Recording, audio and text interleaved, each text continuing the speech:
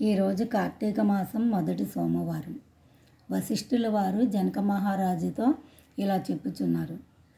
ఓ రాజా, ఏ మానవుడు ఆడవారైనా మగవారైనా కార్తీక మాసం నెల రోజులు పరమేశ్వరుణ్ణి శ్రీ మహావిష్ణువుని పంచామృత స్నానం చేయించి కస్తూరి కలిపిన మంచి గంధపు నీటితో భక్తిగా శ్రద్ధగా పూజించినచో అట్టి వానికి అశ్వమేధ యాగం చేసినంత పుణ్యం దక్కును అని చెప్పుచున్నారు. అలాగే ఏ మానవుడు ఆడవారైనా మగవారైనా దేవాలయం నందు దీపారాధన చేసినచో ఈ నెలంతయు కైవల్యం ప్రాప్తించను.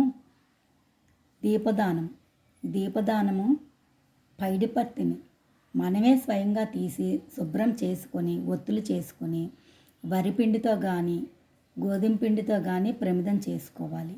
ఆ ప్రమిదలో ఒత్తిని వేసి ప్రమిద నిండుగా ఆవు నెయ్యిని కానీ నువ్వులను కానీ వేసి దీపం వెలిగించి బ్రాహ్మణునకు దానం ఇవ్వవలను. మన శక్తి కొలది దక్షిణ తాంబూలాలు ఇవ్వవలను.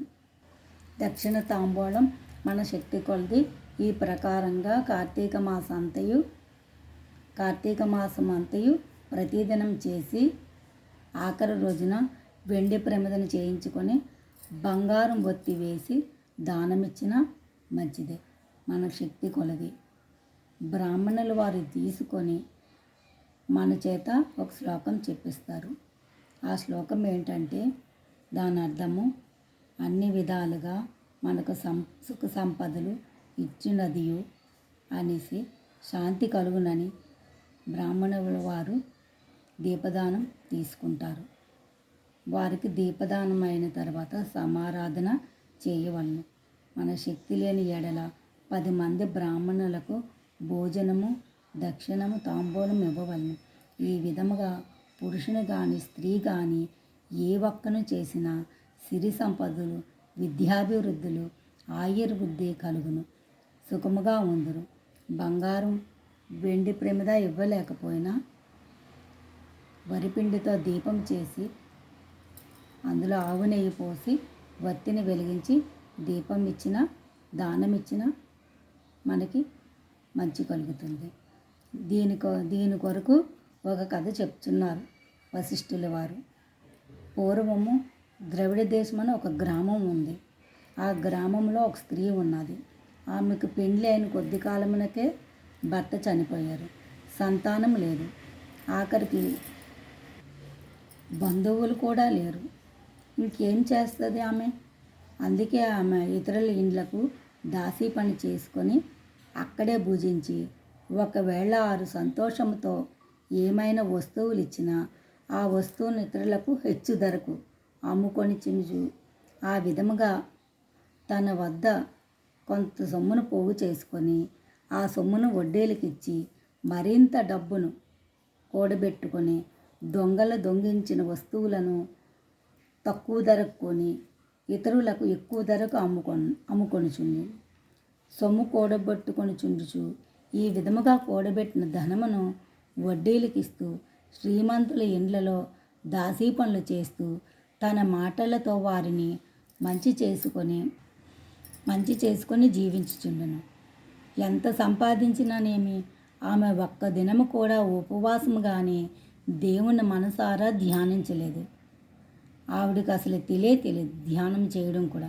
పైగా వ్రతములు చేసిన వారిని తీర్థయాత్రలకు వెళ్ళిన వారిని చూసి అవహేళన చేసి ఏ ఒక్క భిక్షగానికి కూడా పిడికెడు బియ్యం పెట్టక తాను తినక ధనమును కూడబెట్టుచుండింది. అలా కొంతకాలం జరిగిన ఒకరోజు ఒక బ్రాహ్మణుడు శ్రీరంగంలోని శ్రీరంగనాయకులను సేవించుచు బయలుదేరి మార్గమధ్యమున ఈ స్త్రీ ఉన్న గ్రామంకు వచ్చి ఆ దినము అక్కడొక సత్రములో మజిలీ చేశాను. అతడు ఆ గ్రామంలోని మంచి చెడ్లను తెలుసుకొని ఆ పిసినారి స్త్రీ సంగతి కూడా తెలుసుకొని అక్కడికి వెళ్ళి, అమ్మా, నా హీనవచనం ఆలకించుము. మీకు కోపం వచ్చినా సరే నన్ను చెప్పుచున్న మాటలను ఆలకింపుము. మన శరీరం శాశ్వతం కాదు, నీటి బుడగ వంటివి. ఏ క్షణంలో మృత్యు మనలను తీసుకొని పోవునో ఎవరూ చెప్పలేరు. పంచభూతములు సప్తధాతువులతో నిర్మించబడిన ఈ శరీరంలోని ప్రాణము జీవం పోగానే చర్మము మాంసము కుళ్ళి దుర్వాసనతోటి అసహ్యంగా తయారవును. అటువంటి శరీరాన్ని నీవు నిత్యం భ్రమించుచున్నావు. అది అజ్ఞానంతో కూడిన దురాలోచనల తల్లి, నీవు బాగా ఆలోచించుకొనుము అని చెప్తున్నారు.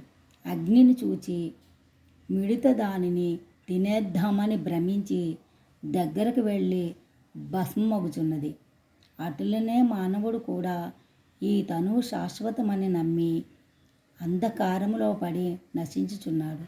కాన నా మాటలను ఆలకించి నీవు తినక ఇతరులకు పెట్టక అన్యాయముగా ఆర్జించిన ధనము ఎప్పుడైనా పేదలకు దాన ధర్మము చేసి పుణ్యం